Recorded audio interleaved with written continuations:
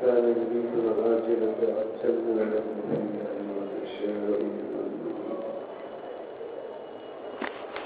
ومن أراد الآخرة وسعى سعيها وهو مؤمن فأولئك كان سعيهم مشكورا. صدق الله العظيم.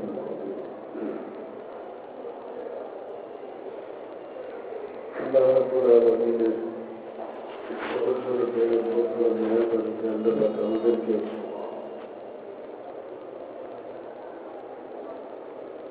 সৃষ্টির সারা মানুষ এবং ইমানের দৌলত দান করেছিলেন এবং এই দুনিয়াতে আল্লাহ পাকের সবচেয়ে প্রিয় ঘর, সবচেয়ে সম্মানিত মসজিদ, এই মসজিদে প্রবেশ করা, তার হুকুম পালন করা, তার দিনের কথা বলা এবং শোনা তৌফিক দান করেছেন আলহামদুলিল্লাহ।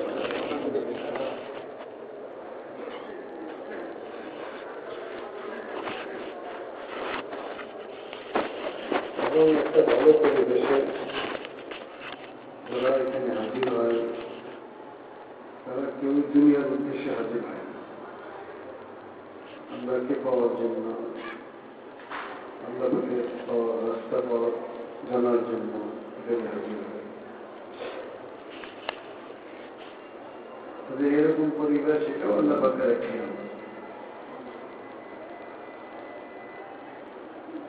সবাই যেহেতু আল্লাহকে পাওয়ার জন্য উপস্থিত হয়, একে অপরের মনের কাছে মনের ক্রিয়া প্রভাব আরো দিন অন্তরে পতিত হয়, এতে সবাই লাভবান।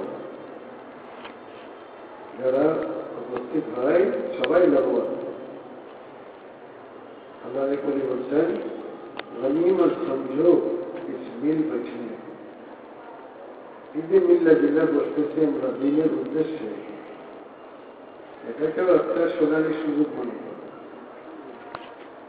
কারণ এই সুযোগ সব সময় হয় না, সব জায়গায় পাওয়া যায়।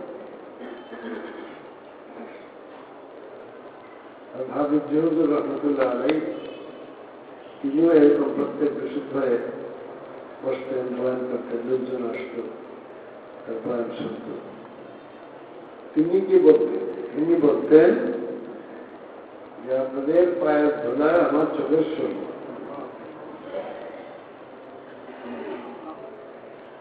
নিজেকে কত ছোট মনে করতেন। যারা হুজুরের সাথে দেখা করার জন্য, এক নজর দেখার জন্য, একটু সবার একটা কথা শোনার উদ্দেশ্যে দূর দরাজ থেকে কষ্ট করে আসত, তাদের পায়ের ধোলাকেই নিজের চোখের শরীর বলতেন।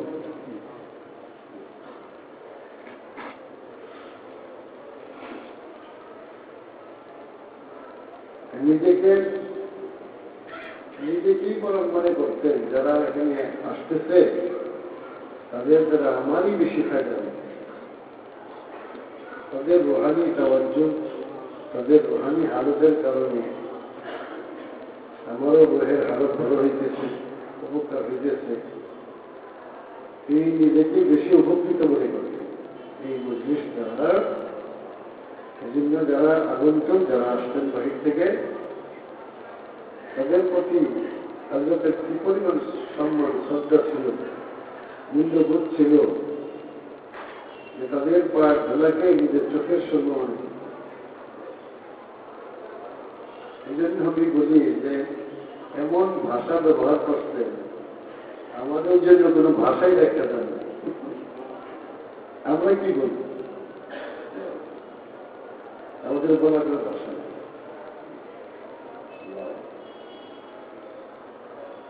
হাকিমুর রহমান হযরত মাওলানা আশরাফ আলী থানভী রাহমাতুল্লাহ আলাইহি নিজেকে ওই সমস্ত জীবজন্তু থেকে নিকৃষ্ট বলতেন যেগুলির উচ্চারণ করতেও ঘৃণা বোধ করে, মুখে আনতেও ঘৃণা বোধ করে। বলতেন আমি ওই সমস্ত জীবজন্তুর চেয়েও নিকৃষ্ট, বড়, নিজেকে কত তুচ্ছ মনে করে। আমরা মনে করি তাদের কাছে গেলে, তাদের সহবতে থাকলে, তাদের কথা শুনলে আমাদের কোথাও দিনই ফায়দা হবে, আমি উপকার হবে। কিন্তু ওটা তারাই মনে করতেন এই সমস্ত যারা আসে আল্লাহকে পাওয়ার জন্য ইখলাসের সাথে আসে, দিনের দরদ নিয়ে আসে, আল্লাহ পাকের মহব্বত নিয়ে আসে, তাদের দ্বারা আমার কত উপকার হয়ে যায়। নিজেকে মনে করতেন যে আমি তাদের মুখাপেক্ষি মনে করতেন।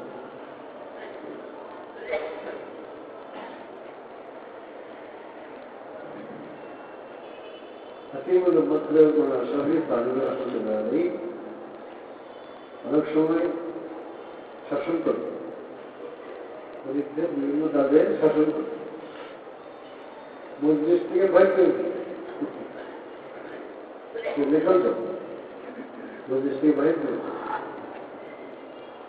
আরো বিভিন্ন রকমের শাস্তি। উদ্দেশ্য ছিল ইসলাম এবং সংশোধন করার উদ্দেশ্য।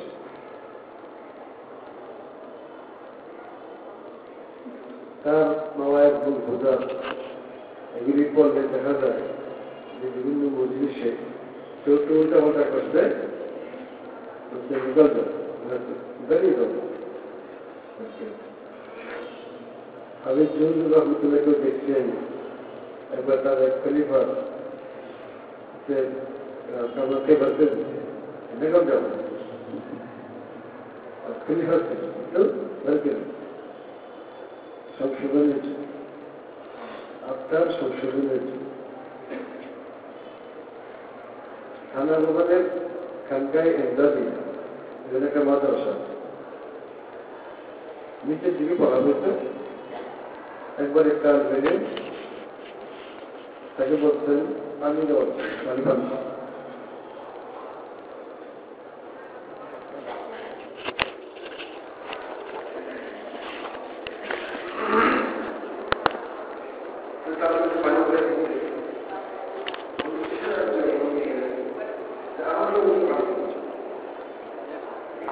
আমি না গেলে গেছো নাকি? আমি বলতে পারবো তো স্বাধীন ভাই গেছে, আমি এটা লেগে কোনো বলকে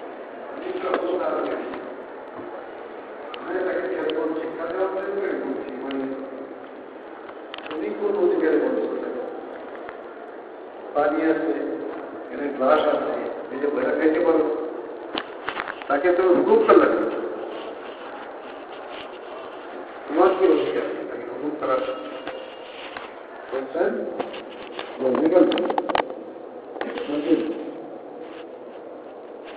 मालूम होता है तुम्हारे अंदर तकब्बुर है, मने है तुम्हारे अंदर अहंकार নিজেকে তাকে হুকুম করার মতো অধিকারী মনে করছে।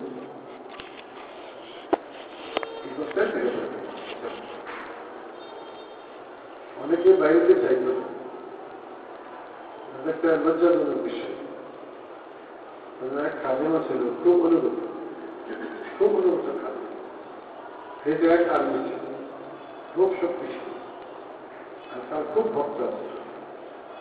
তার নাম ছিল নিয়াজ। না বাড়িলে স্বেচ্ছায় না বাড়িলে ওটা নিয়াজ পিছনে কালতো পুলিশ করে বাড়িয়ে দেয়, শক্তিশালী।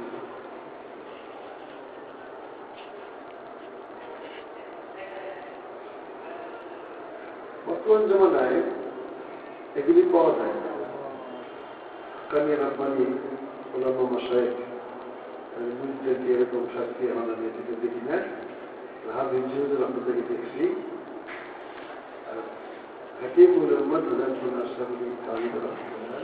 সর্বশেষ খলিফা ভারতের হরদুই নিবাসী আফজাল হাসান ওনাকেও দেখছি এরকম শাসক গমকে। এর উদ্দেশ্য ছিল সংশোধন করে দেওয়া। আমাদের ভিতরে নানা রকম রোগ আছে, এই রোগগুলি আমরা ধরতে পারি না। এগুলো আর্থিক রোগ। শারীরিক রোগ হইলে মানুষ ধরতে পারে পারে যে আমার ভিতরে এই রোগ আছে, কিন্তু আত্মিক রোগ মানুষ ধরতে পারে না। বরং তখন নিজেকে বেশি সুস্থ বলে, একজন অহংকারী লোক। অহংকার একটা মারাত্মক আত্মিক রোগ, এটাকে বলা হয় উম্মুল আমরাদ, সমস্ত আত্মিক রোগের মা। মা ছেড়ে যেরকম সন্তান আদি হয়, এই অহংকার থেকে অনেক রূপ জন্ম, আত্মিক জন্ম। যেমন শারীরিক রোগের মধ্যেও দেখা যায়, ডাক্তাররা বলে জন্ম হইল চিকিৎসা না করলে অন্যদের রূপ হইতে পারে, এক রূপ থেকে অন্যদের রূপ হয়ে যেতে পারে। ঠিক এরকম আপনার রোগ অহংকার যদি তার ভিতরে থাকে, অন্যান্য রোগ দেখা দিবে, নানা রকম রোগ দেখা দিবে।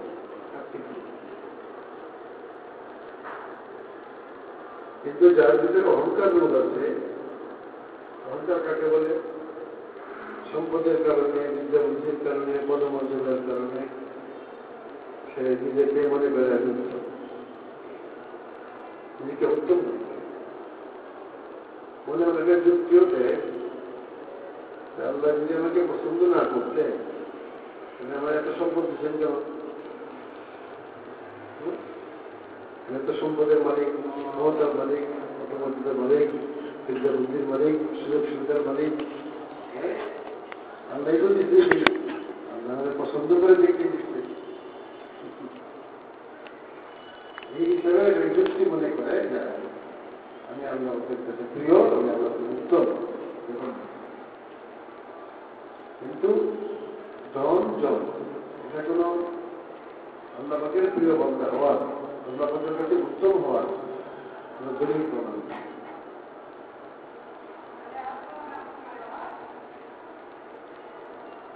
আল্লাহ তাআলা বলছেন, ইন্না আকরামাকুম ইনদাল্লাহি আতকাকুম।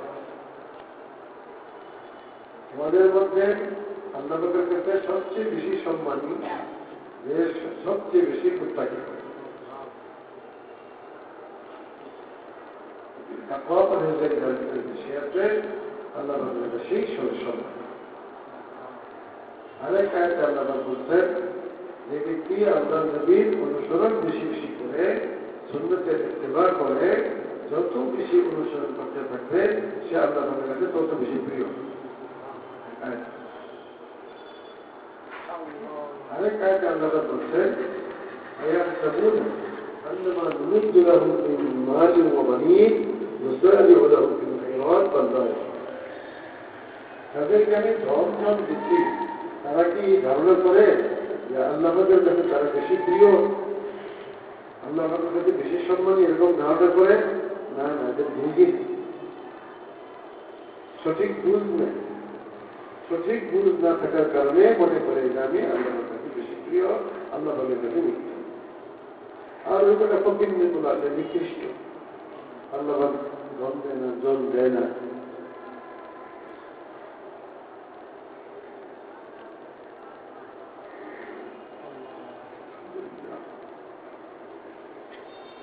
সাহাবায়ে কেরামের জমানাতেও মুনাফিকরা ওদের সম্পদ ছিল বেশি, কিন্তু যারা সত্যিকার মুমিন মুসলমান, ওদের কোনো বেকুমরাত করত না, করতে চায় না। তারা বলতো, আমরা কেন খাবো? আল্লাহ জানে তো, তারা আল্লাহ খাওয়াইতে পারে, আল্লাহ খাওয়াই না, আমরা কেন খাওয়াতে যাবো? তারা আল্লাহ দেয় না, আমরা কেন দিতে যাবো? এরকম বলি। আল্লাহ আরো বলতেছেন, এদেরকে ধন দিছি, জন দিছি, এটা কোনো দলিল না যারা আমার কাছে সবচেয়ে বেশি প্রিয়, সবচেয়ে সম্মান, এটা কোনো দলিল না। কারা আমার কাছে বেশি প্রিয়, পরবর্তী আয়াতে আল্লাহ বলছেন।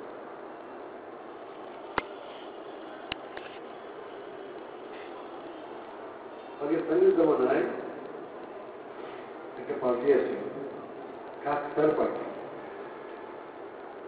খাকসার পার্টি আছে,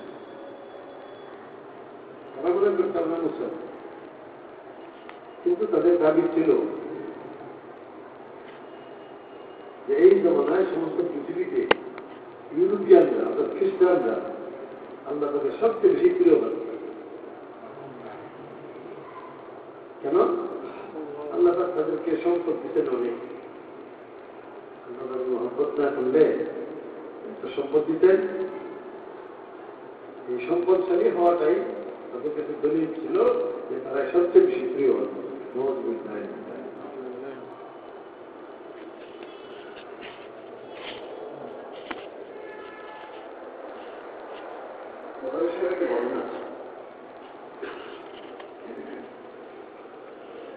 এই ঘটনা বলতেছেন বিখ্যাত বয়স্কদের মধ্যে তৃতীয় মুসলমান খাদিজা হযরত আবু বকর, 3 নম্বর হযরত সাদের নিয়ে রক্ষা করতেন। বলছেন রাআইতুনি ওয়া আনা সুলুসুল ইসলাম, আমি দেখলাম আমি ইসলামের এক তৃতীয়াংশ, 3 মুসলমানের আমি আছি, ওইরকম সবাই মুসলমান। আল্লাহ রাসূলের খুব প্রিয় ছিল, তার সম্পর্কে আল্লাহ নবী অনেক ভবিষ্যৎবাণী করেছেন। সাহাবায়ে কেরাম রাদিয়াল্লাহু তাআলা আনহুম আল্লাহ নবীর সঙ্গে কথা বলতেন, একটা শব্দ উচ্চারণ করতেন, কি পুরুষ কি মহিলা, তারা বলতেন ফাযাকা আবী ওয়া ইয়া রাসূলুল্লাহ, ইয়া রাসূলুল্লাহ আমার মা বাপ আপনাকে কুরবান করবে।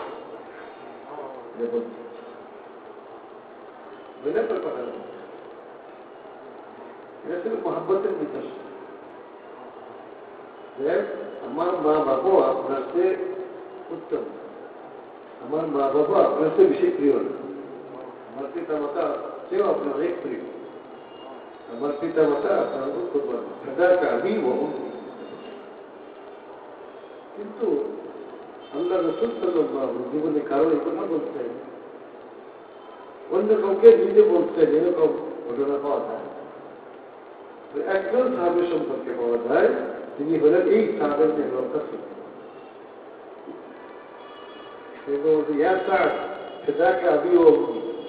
আমার পিতা মানে তোমার উপর কুরবান করবে, অন্য কোনো সাহাবী সম্পর্কে তিনি একটা ঘটনা বর্ণনা করেন, বুখারী শরীফে আছে।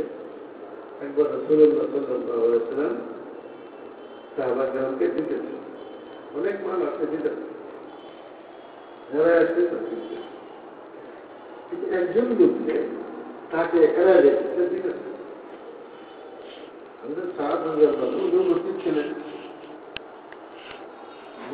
মন ঘোষ বের করাইতেছেন, রাসূলুল্লাহ আপনি তো সবাইকে দিতেছেন, এই লোকটা আমার ধারণা খুব ভালো, তাকে বাদ দিতেছেন।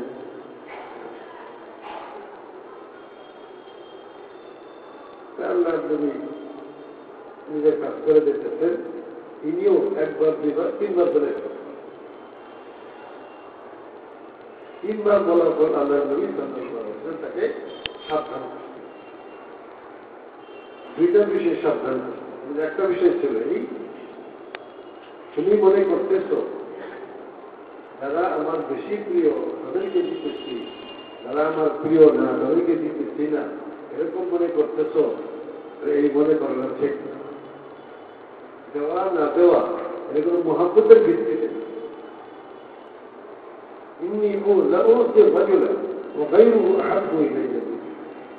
আমি কিছু লোককে দিতেছি, অথচ তাদেরকে দিতেছি না, ওরা আমার বেশি প্রিয়। যারা বেশি প্রিয় তাদেরকে দিতেছি না, যাদেরকে দিতেছি তারা তাদের করে বেশি প্রিয় না, তোমাদেরকে দিতেছি। কেন? একটা উদ্দেশ্য, এরা হল নতুন মুসলমান। মুসলমান হওয়ার কারণে বাপ দাদার সম্পদ থেকে বঞ্চিত হয়ে গেছে। এখন যদি এদেরকে আমি কিছু না দেই, এরা কষ্ট করে, তখন তারা বলবে আগের ধর্ম তো ভালো ছিল, এই ধর্ম কষ্ট। আবার যে আগের জন্মে ফিরে যায় তাহলে এরা জাহান্নামে যাবে। এদেরকে মাল দেওয়া হয়, তখন তারা বলবে হ্যাঁ ইসলাম ভালো, দিতে পারবে। অনেকে কোরআন শেখে আছে ভাই নতুনই না হতু বললাম কি অত দিন হয় যা হবে দিলেই তারা খুশি, না দিলে কথা এরা ন মুসলিম, এরা অসহায়। এদেরকে দিতেছি এতে এদেরকে মুসলমান হওয়ার কারণে কষ্টের সম্মুখীন না হয়, আবার তারা সেই শিরিকের ধর্মে জাহান্নামের ধর্মে ফিরে না যায়, এই জন্য এদেরকে আমি এদেরকে দিতেছি না, এদের বিষয়ে আমার কোনো সন্দেহ নেই। এদেরকে দিলেও আছে, না দিলেও এরা ইসলাম ধর্ম থেকে ফিরে যায়। বিয়াসুদ্দিন মেহমান কেমন আসলে যারা আপন লোক আছে, গোষ্ঠীঘাতী আছে, তারা মেহমানদের ত্যাগ করছে। তারা কি করে যে মেহমানদেরকে আমরা সসম্মানে বিদায় করি, এরপরে আমরা থাক খাইলেও আছে না খাই থাকলে খাবো, না থাকলে নাই, মেহমানদেরকে সসম্মানে বিদায় করি। অথচ এর হলো আপন মেহমানের জন্য নতুন আপন জন কি বলে যে আমরা তো খাইলেও আছি না খাইলেও আছি, মেহমানদেরকে যে সম্মান বিদায় না করতে পারি, আমরা আগেই খাই ফেলি, ওদের খানা শর্ট করতে পারে, তো আমাদের বেইজ্জতি হল, সবারই জন্য এটা বেইজ্জতির কারণ হবে। রাসূলুল্লাহ সাল্লাল্লাহু আলাইহি ওয়াসাল্লাম তাদেরকে দিতেছেন, তাদের তুলনায় তাদেরকে দিতেছেন এরা বেশি মহব্বত। দেওয়া না দেওয়ার ভিত্তি মহব্বত না। হযরত সাদ ইবনে আবি ওয়াক্কাস রাদিয়াল্লাহু মনে করতেছিলেন দেওয়া না দেওয়ার ভিত্তি মহব্বত। যাদেরকে বেশি মহব্বত করতেছেন তাদেরকে দিতেছেন, আর যাদেরকে মহব্বত করতেছেন না তাদেরকে দিতেছেন না। আর এই লোকটা বেশি মহব্বতের উপযুক্ত, তাদের মহব্বত করতেছেন না, দিতেছেন না, এরকম ধারণা। আল্লাহ নবী সাল্লাল্লাহু আলাইহি ওয়াসাল্লাম তাকে সংশোধন করছেন। তুমি মনে করছো যে দেওয়া না দেওয়ার ভিত্তি মহব্বতের, না না, ওদেরকে জাহান্নাম থেকে বাঁচানোর জন্য দিতেন। আর এরা তো খাইলেও আছে না খাইলেও আছে, ওর মহব্বতের জন্য।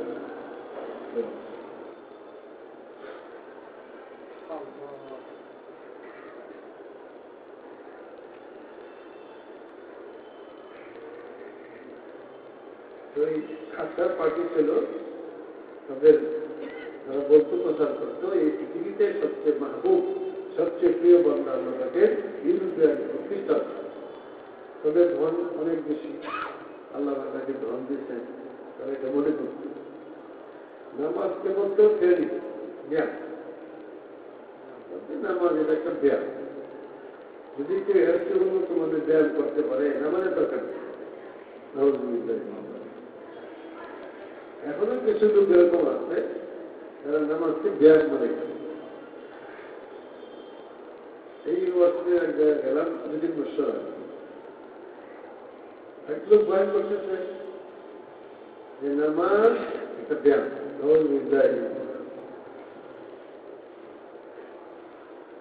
নামাজের চেয়েও আরো উন্নত মানে ব্যায়াম আছে না, তাদের দৃষ্টিতে নামাজের দরকার নেই, ওই উন্নত মানে ব্যায়াম গুলি করলেই চলে। নামাজকে ব্যায়াম তো আল্লাহ বলেনি, নামাজকে ব্যায়াম আল্লাহ রসুল বলেনি। আল্লাহ বলছে আপনি সলাত লিযিকরি, তোমরা নামাজ কায়েম করো আমাকে স্মরণ করার জন্য। নামাজের শুরু থেকে শেষ পর্যন্ত আল্লাহকে স্মরণ করার ব্যবস্থা আছে। যখন উজু করতে যায় তখনই তার মনে একটাই থাকে, এটা আমি এখন আল্লাহর দরবারে যাওয়ার জন্য উজু করতেছি। বেউজু অবস্থায় এটা একটা অপবিত্রতা। অপবিত্র অবস্থায় আল্লাহর দরবারে যাবো, এটা হইতেই পারে না। তখন সে উজু করতে পারে, উজু করে পবিত্রতা হাসিল করে। উজু করলে একটা বাহ্যিক পবিত্রতা হাসিল হয়। আর হাদিসের মধ্যে আছে উজুর মাধ্যমে আল্লাহ সগীরা গুনাহ মাফ করেন। অজুর অঙ্গ ধ্বংস করার সময় ওই অঙ্গ দ্বারা যত রকমের সবেরা গুণা হচ্ছে সব আল্লাহ মাফ করবেন। এবং ওই হাদিসের শেষ অংশে আছে একবারে গুনার থেকে পাক পবিত্র হয়ে ওজোর শেষ পাক পবিত্র হওয়ার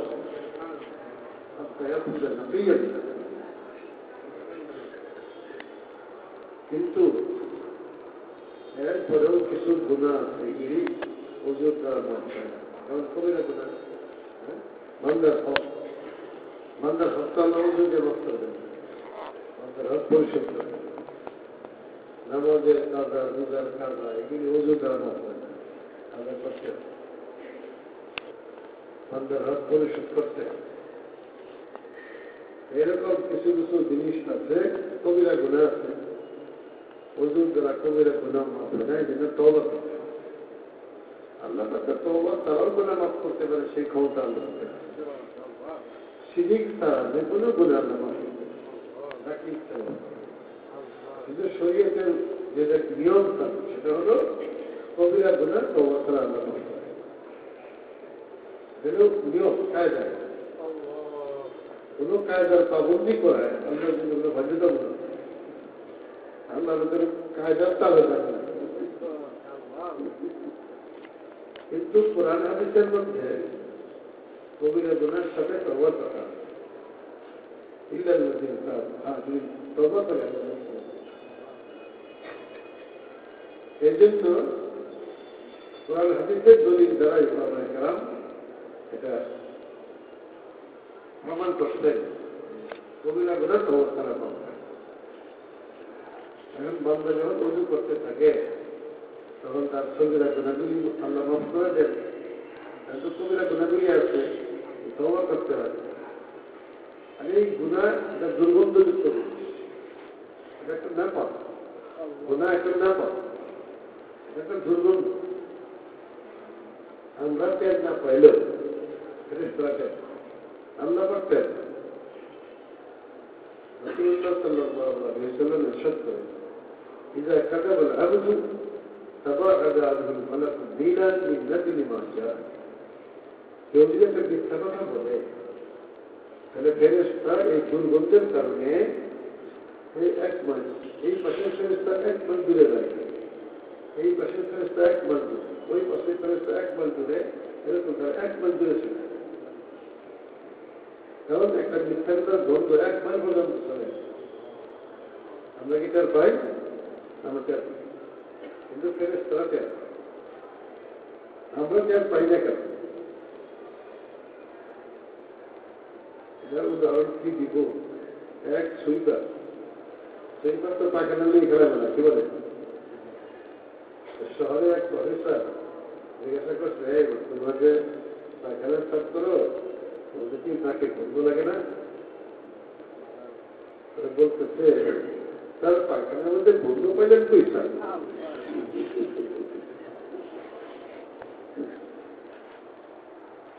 এইটাই খেলামেলা করে, ওদের নাকে ওখানে গন্ধ থাকে। এটা তার সহনীয় হয়। আমি ঢাকার লালবাগ বছর ঘুরতে গেছি, লালবাগের এলাকায় সব পুস্তাক পুস্তকতে চামড়া, লক্ষ চামড়া, হাজার হাজার চামড়া ব্যবসায়ী, প্রত্যেক দোকানে চামড়া খুব দেয়, বিশেষ করে কুরবানির সময়। হাসপাতালে যাওয়া যেটা বন্ধ, দোকানের সামনে যাইতে বৃষ্টি বন্ধ, তারপরে বন্ধ। চিন্তা করলাম এই লালবাগের 3 তলা থাকলে মহিম থেকে বন্ধ পাওয়া অসহনীয়। চিন্তা করতে লাগলাম যে এখানে কেমনি লাগে, যে বন্ধ কেমনি লাগে। রাস্তায় দেখি চামড়া ধরে বৈশাখ বেড়ালা চা বিস্কুট খায়, আমি সব অবস্থা চামড়া বসে চা তো কেমনি খায় বলতে বলতে। পরে কিন্তু চামড়া ধরে বসে আমিও চা বিস্কুট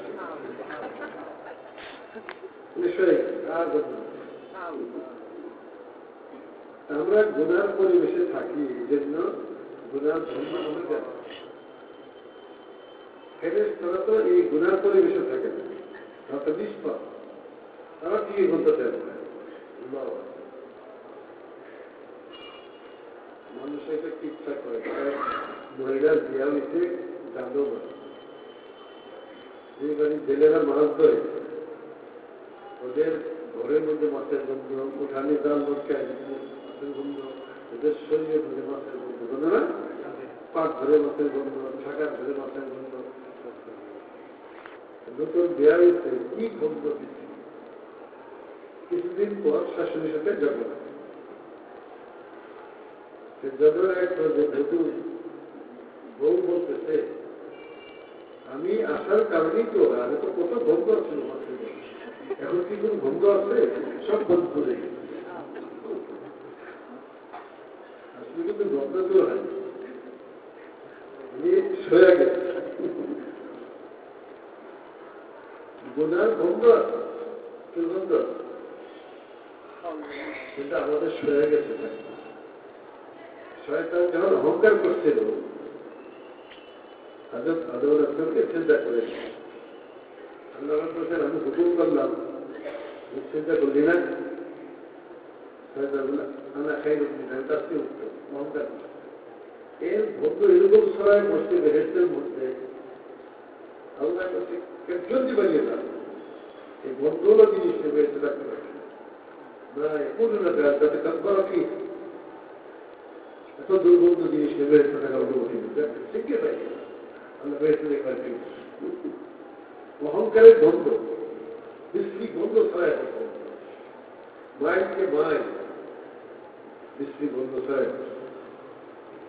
আল্লাহ বলতেছেন এই মুহূর্তে বেঁধে আরো বেশি থাকলে আরো গন্ধ ছড়ায়। যেন হাদিসে আছে রাসূলুল্লাহ সাল্লাল্লাহু আলাইহি ওয়াসাল্লাম লা ইয়াদখুলুল জান্নাতা মান কানা ফি কলবিহি মিসকালু যাররাতিন মিন কিবর, একটা বালু কণা পরিমাণে যে অহংকার থাকে, এই অহংকারের দুর্গন্ধ, অহংকার নাপাকি নিয়ে বেহেশতে যেতে হবে। একে দুজকের আগুনে জ্বালানো হবে, অহংকারকে জ্বালাইয়া পড়ে শেষ করে করবে। যদিও তার ইবাদত বন্দেগী আসমান ধরে ঘুরতে থাকে, অহংকারটাকে ধরতে পারবে।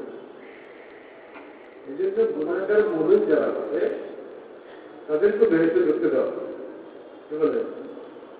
শাস্তি ভোগ করবে, একবারে শরীরটা ধরলে পয়লার মতো কালা হবে, তার শাস্তির মেয়াদ শেষ হলে বেহেশতে প্রবেশ করানো হবে। বেহেশতে প্রবেশের আগে একটা হাউস, নহর, এই নহরের নাম নহরুল হায়াত। নহরুল হায়াত সঞ্জীবনী নহ, একটা সুবান দেওয়ানো হবে, সুবান দিতেই সমস্ত সে একবারে সোনালি রঙ পরে তাকে বেহেশতে তার সমস্ত পাপ ধুয়ে দিচ্ছে, পরিষ্কার করে বেহেশতে প্রবেশ করে।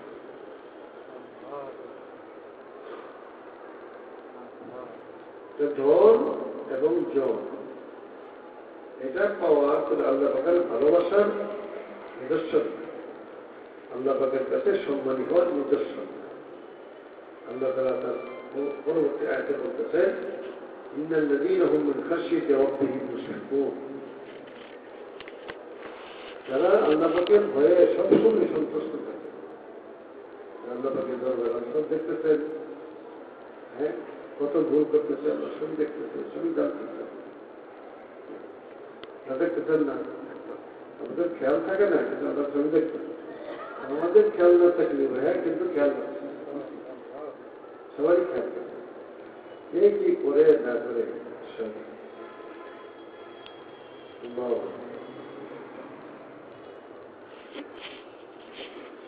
গুনাহ করতেছি দেখতেছে আল্লাহ, কিন্তু আমাদেরকে পাকড়া করছে, আমাদেরকে সুযোগ দিতেছে। দেখি বান্দা তওবা করে পাক পবিত্র হয়ে যায়, সুযোগ দেয়। কারণ আল্লাহ রাব্বুল আলামিন তার ধৈর্য অসীম। আমরা তো আমাদের কেউ অন্যায় করে পাইলে কোনো কথা না, উত্তর মধ্য দেশে তো লাগাইছে আল্লাহ কিরকম আল্লাহ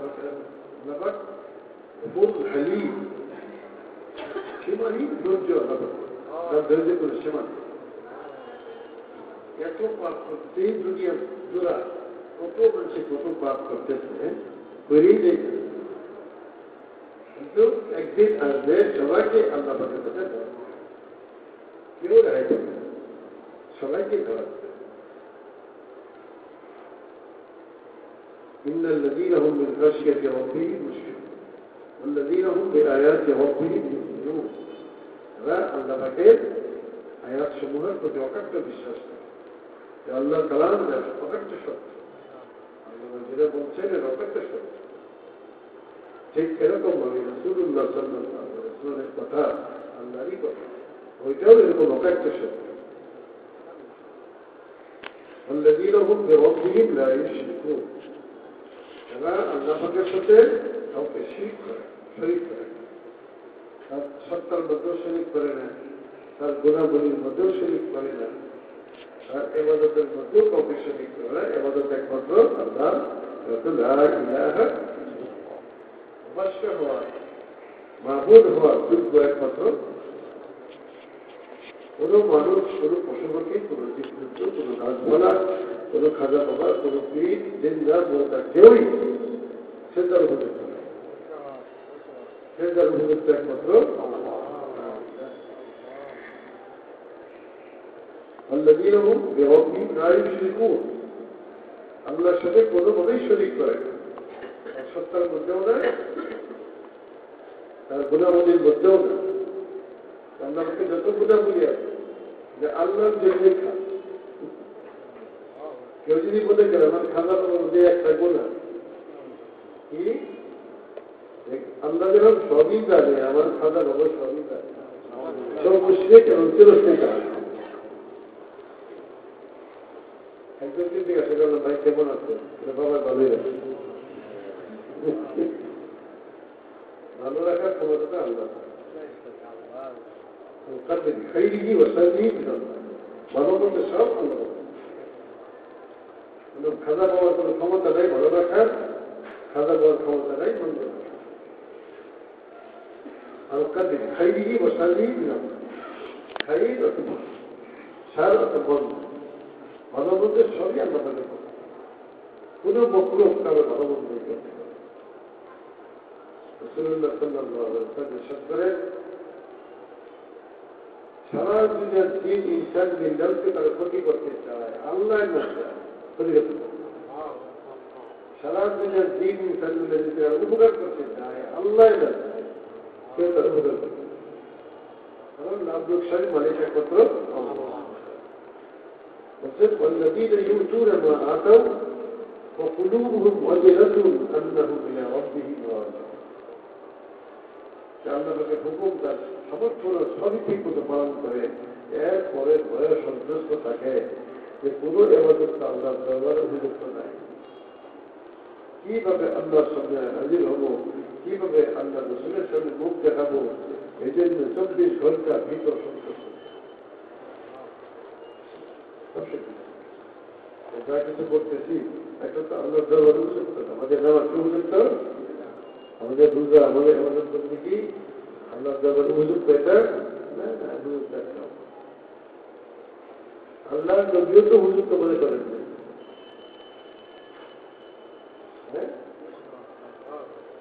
আল্লাহ নবী বলেন লা উহসি ফাদাআন আলাইকা আনতা কামা আসাইতা তুমি যে প্রশংসা করা উপযুক্ত এই প্রশংসা করার ক্ষমতা আমার যে কোনো নামাজে সালাম ফেরাইয়া সঙ্গে সঙ্গে আল্লাহ নবী ইস্তেগফার করতেন আস্তাগফিরুল্লাহ আস্তাগফিরুল্লাহ আল্লাহর কাছে মাফ চাই আল্লাহর কাছে মাফ চাই কেন যে নামাজ যে পড়লাম আল্লাহর দরবারে উপযুক্ত নামাজ তো হয় নাই আল্লাহকে আরো বেশি খাটো করে ফেললাম আল্লাহকে খাটো করে ফেললাম ইস্তেগফার করতেন আল্লাহ নবী ইস্তেগফার করতেন আমরা কি এক ফকির ভিক্ষা করে টাকা চায় কেউ পয়সা দেয় 3 টাকা দেয় 1 টাকা দেয় 5 টাকা 10 টাকা দেয় এক বাচ্চা দিয়েছে এদিক দিয়ে প্রকৃত ফকিরের কাছে সবাই সমান, হ্যাঁ, বাচ্চা ফকির সবই সমান, এর কাছে হাত পাচ্ছে, হাত পাচ্ছি বাচ্চা পকেট থেকে 500 টাকার জন্য জীবনে এই ভিক্ষা পাইছে, এত বড় দুটো দেখে জীবনে।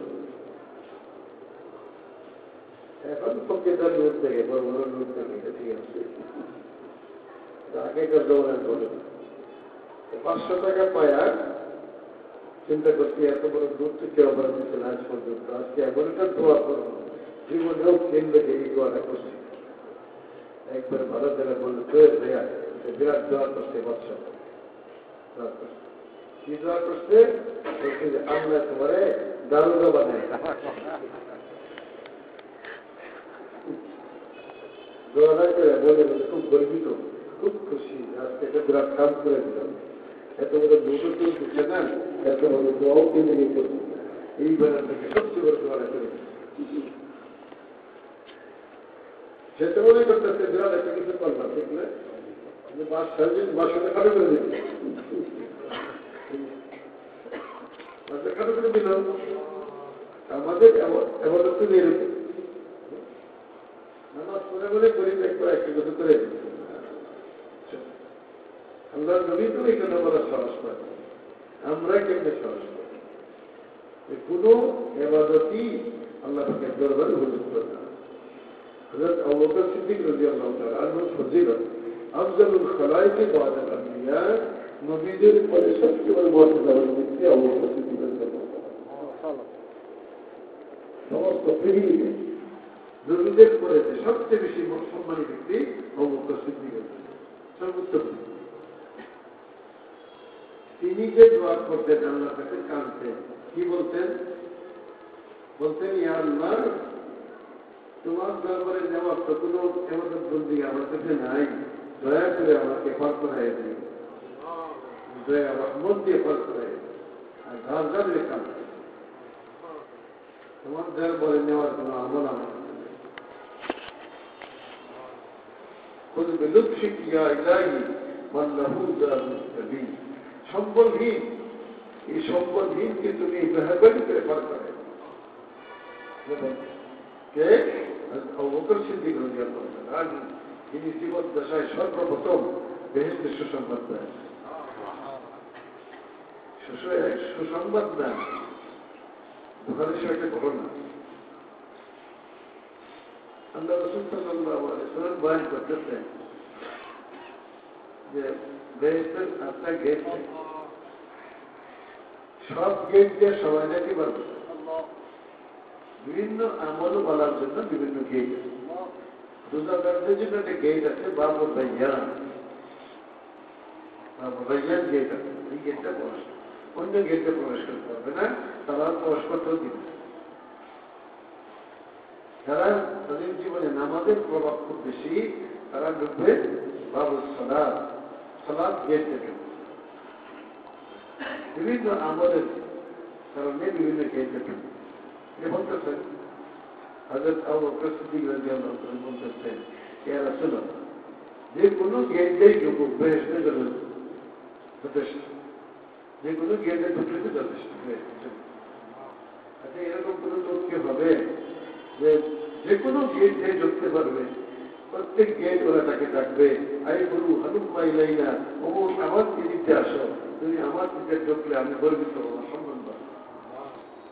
এরকম কোন গেট কি হবে, এরকম কেউ ব্যক্তি হবে, এরকম রাসূলুল্লাহ সাল্লাল্লাহু আলাইহি ওয়াসাল্লাম, হ্যাঁ এরকম হবে, আশা তাকুন বিনহু, আমি আশা করি সেই ব্যক্তি তুমি।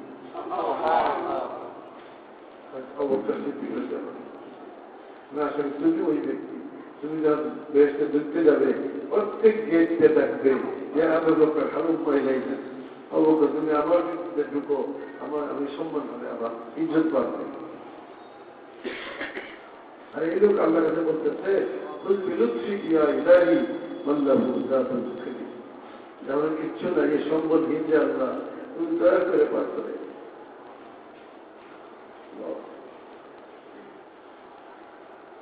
তবে হ্যাঁ আমাদেরকে আল্লাহ ঘরে আসার তৌফিক দিতে, হ্যাঁ আল্লাহর কুদরতি কদমে আমাদের চিন্তা করার সুযোগ দিতেছেন, আল্লাহ পাকের কাছে আমাদের মাথা নত করার সুযোগ দিতেছেন।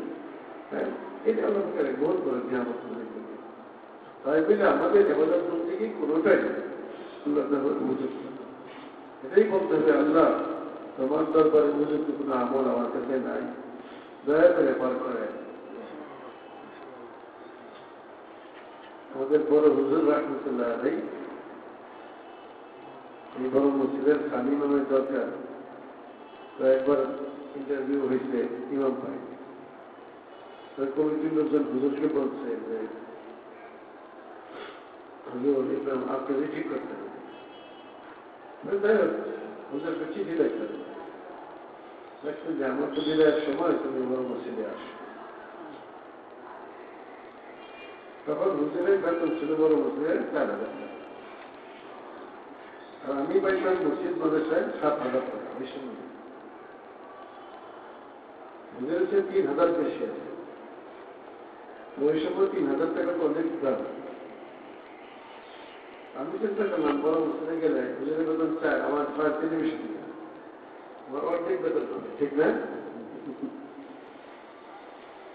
কিন্তু আমি আলহামদুলিল্লাহ এরকম নিয়তই করি, নিয়ত করছি যে বড় হুজুর আল্লাহ পাকের এক বহুত বড় একজন বলি ঢাকার পীর হুজুর বলছিলেন বাড়িয়ার সবার ভিতরে কেউ যদি জিন্দা বেহেশতি দেখতে চায় মাওলানা ফজল ভাষাকে জীবিত কিন্তু বেহেশতি।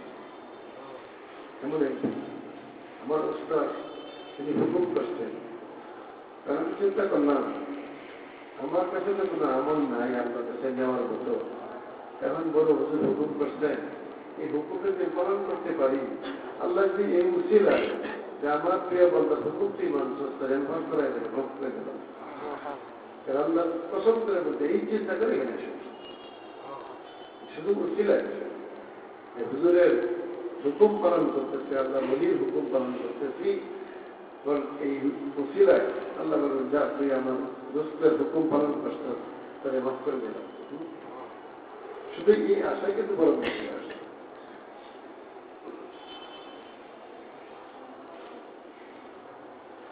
আসার পর যে পরিস্থিতিগুলি চলতেছে আজ পর্যন্ত, আমি যে কোনো সময় চলে যেতে পারতাম, চলে যাওয়া উচিত। কিন্তু একটি কথা কোন যাই না যে হুজুর বসায় হয়ে গেছে, আমি স্বেচ্ছায় কেমনি যাই, ওই কথা কেন মনে হয় হুজুর তো বসায় হয়ে গেছে, কেমনি চলে গেছে, কোনো সমস্যা ছিল না।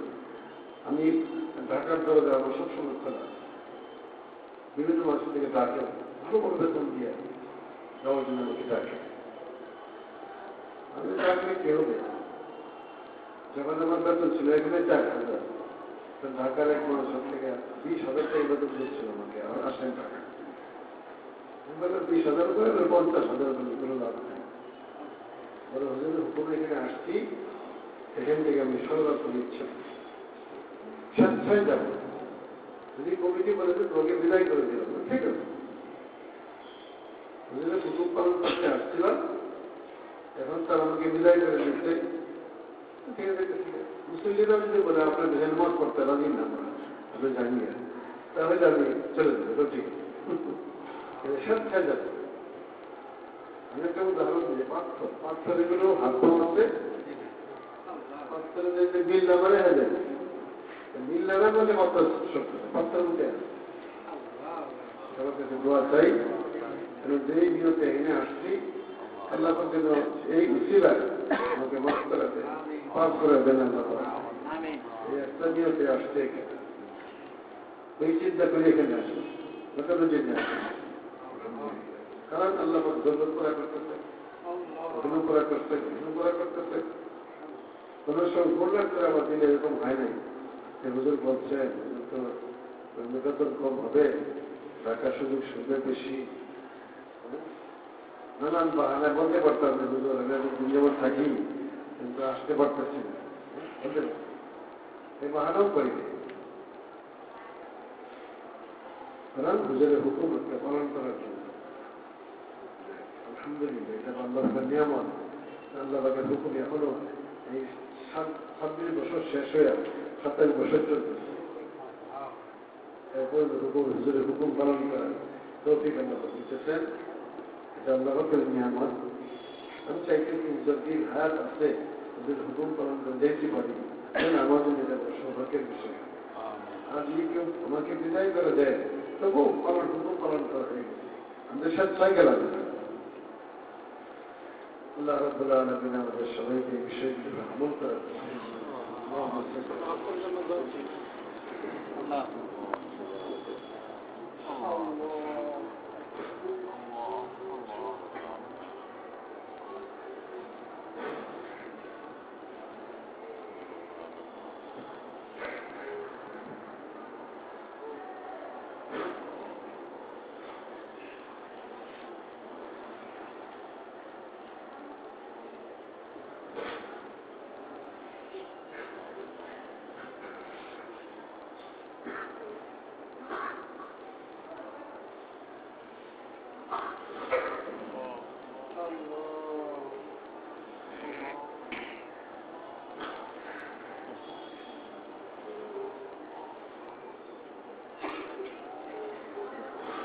Mm-hmm.